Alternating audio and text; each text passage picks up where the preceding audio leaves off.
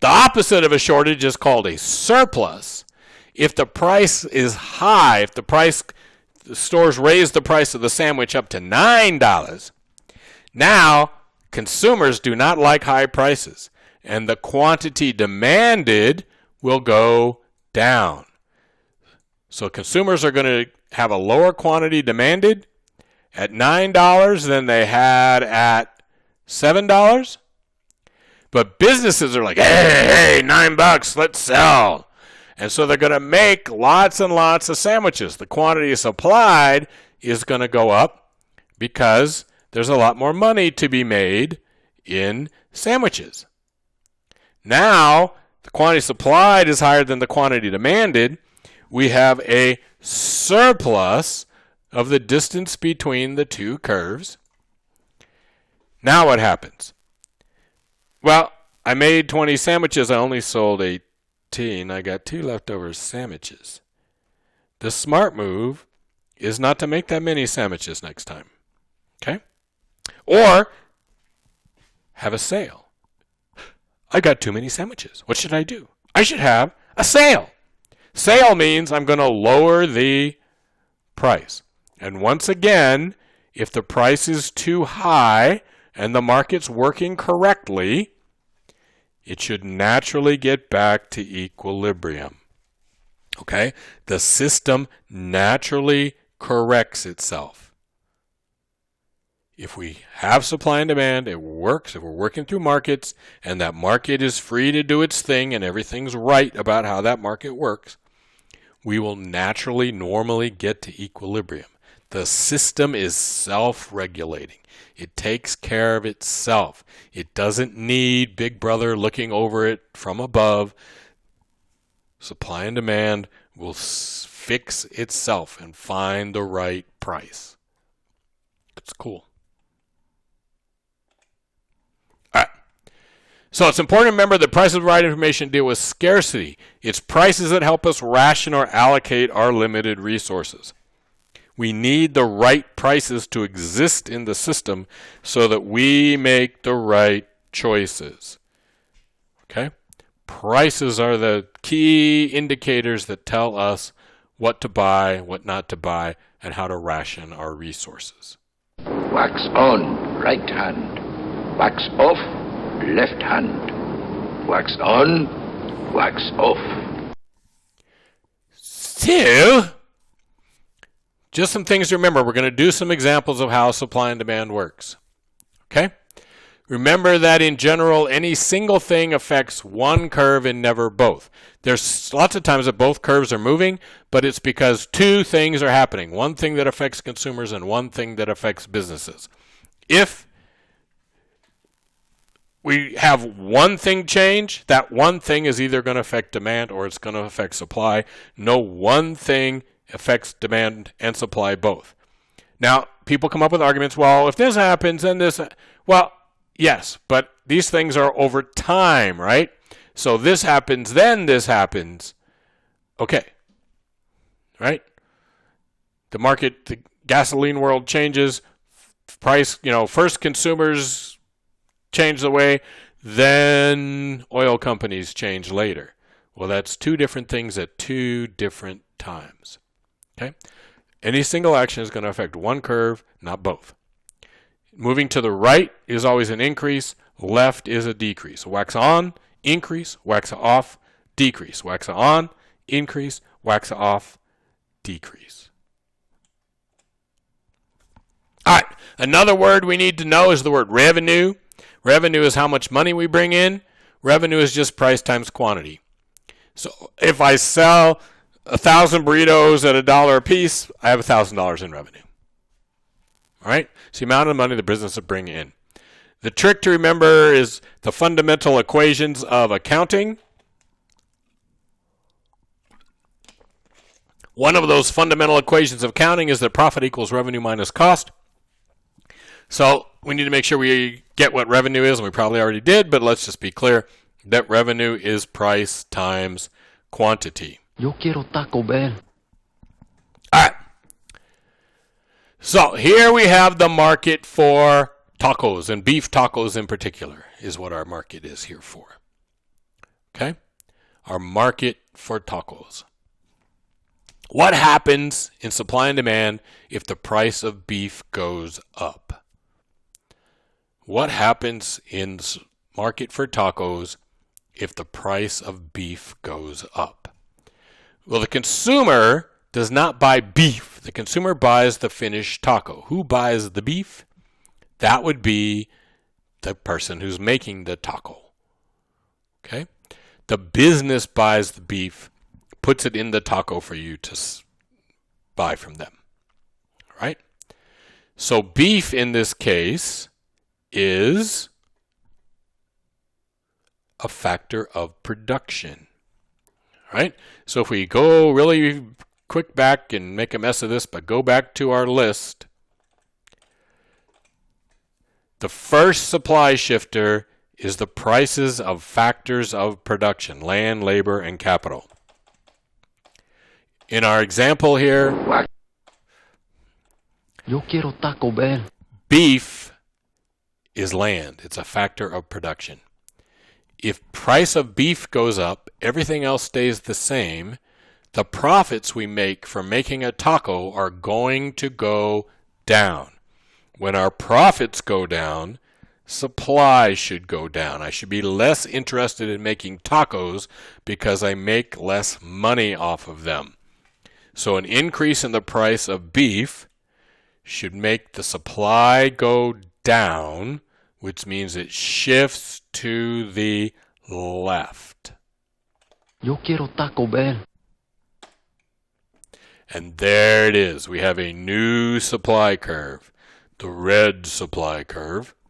It's a decrease in supply. Supply moved to the left because the profits I can make have gone down. We have a new equilibrium price. That equilibrium price went up. And I have a new equilibrium quantity, and that equilibrium quantity went down. So supply decreased. That resulted in the equilibrium price rising and the equilibrium quantity falling. It's a change in the quantity demanded. The price goes up. We buy fewer tacos.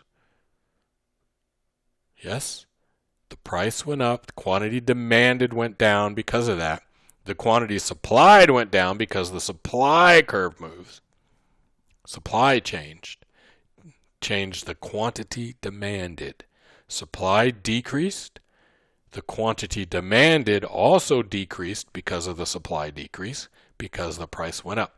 So a decrease in supply causes increase in price, decrease in quantity. Let's try another example. Okay? Again, supply and demand for tacos. Now burrito prices go up. Maybe there's a national shortage of beans, and because there's a bean shortage, the price of burritos goes up. Let's assume that burritos and tacos are substitutes. Burritos and tacos are substitutes. If I walked into my Mexican restaurant and I was planning on buying a burrito, but the price has gone up, some of those consumers will substitute away from the burrito and toward the taco. So I would expect, remember this is about consumers, right? It's consumers choosing what they're going to buy when they go to the restaurant. I'm going to buy the burrito or am I going to buy the taco? It's a consumer choice. Now the price of a substitute has risen. I will demand more of the thing. So when burrito prices rise, people buy more tacos. The demand for tacos shifts to the right. The quantity of tacos we buy will increase. So the new equilibrium quantity, which is higher than the equilibrium quantity before. But guess what? We would expect the price of tacos to go up too. Why? Well, if burritos go up 20 cents, I could raise the taco 5 cents and people would still buy more, right? If United Airlines raises their prices by $20 a flight, Southwest can raise theirs by $5, and people will still leave United and go to Southwest. So we would expect when demand increases, we would expect both the price and the quantity, the equilibrium price and the equilibrium quantity, we would expect both of those to rise. Okay? So, we're doing all these graphy things. How do we get good at this? The answer is we practice it. There's only 4 of these graphs. There's really only 4 of them. In the whole universe, there's only 4 of them. If we practice them enough, we'll get them down and we'll be really good at it. We have to practice. Practice makes perfect. Okay? So in your book, other places, there are examples that you can practice. Now, we invent a new taco machine. All you do is you take a cow and some tomatoes and some spices, some corn, you throw them in this machine and tacos come flying out the other end. Okay? That's an improvement in technology. Improvements in technology should increase the profits of the business and therefore improve supply. So we get these new machines that are going to increase supply because of an improvement in technology. Supply is going to shift to the right. Businesses are going to lower their price. Why can they lower their price? Why would they lower their price? Well, I want to take advantage of this new technology. I want to get you to buy more tacos. How am I going to do that? Well, I'm going to lower the price. How can I get away with lowering the price? This new technology makes it cheaper for me to make tacos. So I can keep my profits good and lower the price both at the same time. So the equilibrium quantity is going to go down and the consumer is going to buy more tacos. Everybody's really happy here. When we invent new technology, it generally makes all of these people happy. The business is happy because they can make a lot of money because they have this new technology. The consumers are happy because they get more tacos at lower prices. Okay? Now the workers who are making tacos, they're not going to be happy because they don't need them anymore. But the consumers are happy and the businesses are happy. Businesses get to make money. Consumers get more tacos at lower prices. Okay, now again, market for tacos, but drink prices go up. So you go into your favorite Mexican restaurant and they're going to charge you $10 for your beverage. Well, maybe you don't eat there, right? Drinks and tacos are complements. They're things that go together. You don't say, oh, the drinks are expensive, I'm going to have 3 tacos instead of 2. You need the drink and the taco both. Okay? Consumers are affected by the prices of these things. They're affected by the price of complements. The demand for tacos is going to decrease. We're going to have fewer tacos. We're going to buy fewer tacos because the price of the drink went up. We eat the drink and the tacos. If we can't afford the drink, we don't buy the tacos. Okay? What's going to happen? Well, the restaurant is going to lower the price of tacos to try to get us to buy them, even though the price of the drink went up. But we are going to say, hey, not buying tacos without my beverage, and the quantity of tacos we buy is going to go down. So when demand goes down, it shifts to the left. We get a lower equilibrium price and a lower equilibrium quantity. Good? Okay. We find out that tacos cure cancer. Well, now everybody's going to want to eat lots of tacos. The demand for tacos is going to increase. This is preferences, right? Our preferences for tacos have changed. We're going to see a huge increase in the demand for tacos till the government decides they're medicine and that you have to have a prescription to buy a taco. Increase in demand for tacos. If the restaurants know that everybody's going to buy a lot of tacos and tacos are hot, Not hot in the sense of spicy or hot in the sense of temperature, but hot in the sense that everybody wants them. The price of tacos is going to go up. I'm going to raise the price. If everybody who walks in my door wants to buy tacos, I'm going to say, okay, tacos are more expensive. Right? And at the same time, I'm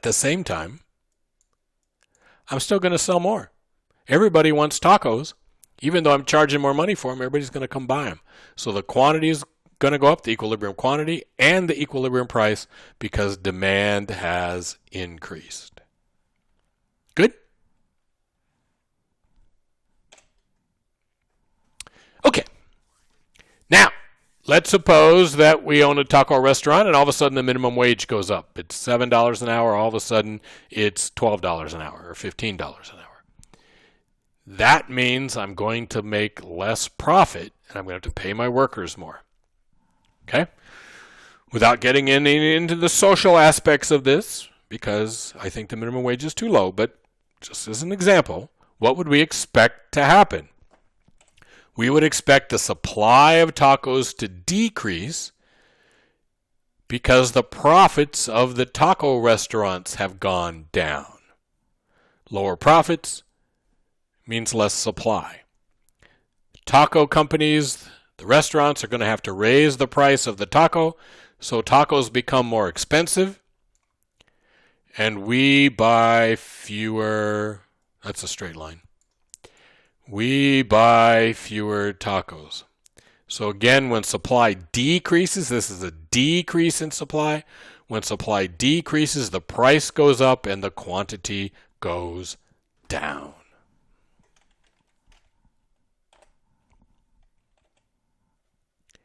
Okay, let's cut the taxes on businesses. So we cut taxes on businesses. What's supposed to happen? And again, we just did this, and you can, as the semester goes along, we might talk about whether it really had the effect that we hoped it had. But we want to cut business taxes that should increase their profits. And in fact, businesses in America, right before and the year before, up till the time that the virus hit, they actually were making record profits. So in theory, if businesses are making high profits, they're going to increase the supply to help increase those profits.